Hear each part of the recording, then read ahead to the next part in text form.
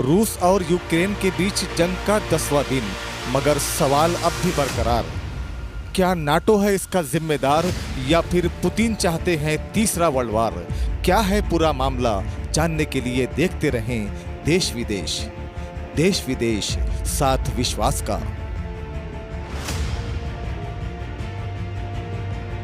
रूस और यूक्रेन विवाद में जिस संगठन की चर्चा सबसे अधिक हो रही है वो संगठन है नाटो।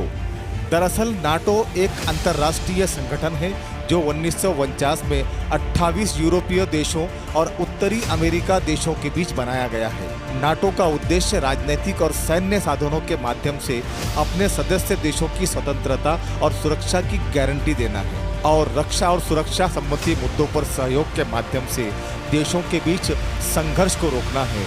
इसे दूसरे विश्व युद्ध के बाद बनाया गया था।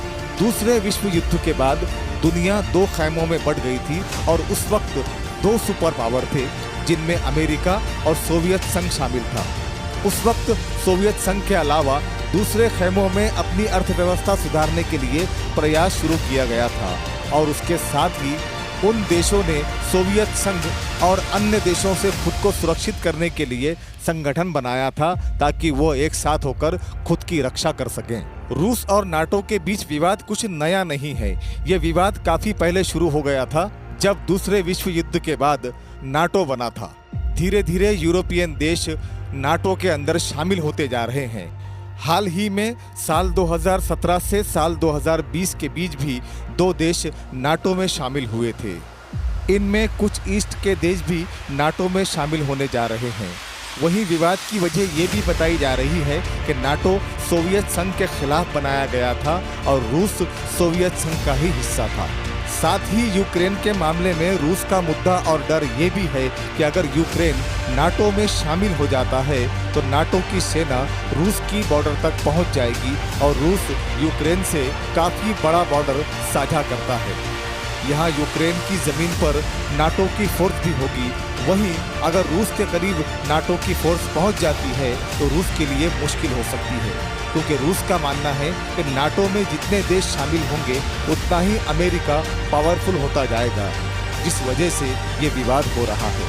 दरअसल दूसरे विश्व युद्ध के पास दो प्रमुख देशों के गुट थे जिनमें यूएस और सोवियत संघ थे, लेकिन अब नाटो के जरिए अब ये ईस्ट की तरफ आगे बढ़ रहा है और सोवियत संघ पहले ही 15 देशों में विभाजित होने से कमज़ोर हो गया है और इनमें भी कुछ देश नाटो में शामिल हो गए हैं। ऐसे में रूस चाहता है कि यूक्रेन नाटो में शामिल ना हो और उसकी बॉर्डर तक नाटो की सेना ना आ सके। यही वजह है कि रूस की ओर से नाटो का विरोध किया जा रहा है। रूसी राष्ट्रपति व्लादिमीर पुतिन का मानना है कि यूक्रेन भी सोवियत संघ का हिस्सा था, इसीलिए वो स्वतंत्र राष्ट्र नहीं बन सकता। यूक्रेन का सोवियत संघ में अलग होना एक गलती की तरह था जिसे वो सुधारना चाहते थे। दूसरी वजह है यूक्रेन में बड़ी संख्या में ऐसे लोग हैं जो रूसी भाषा बोलते हैं। इसके अलावा इस देशों का रूसी संस्कृति से गहरा जुड़ाव है।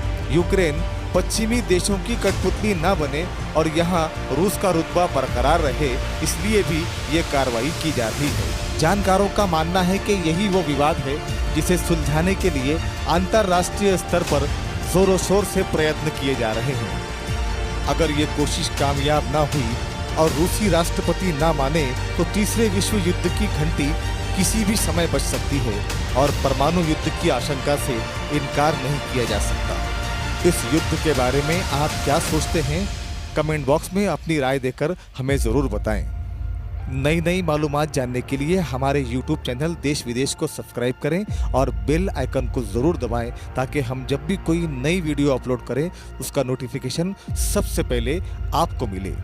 देखते रहिए देश विदेश साथ विश्वास का।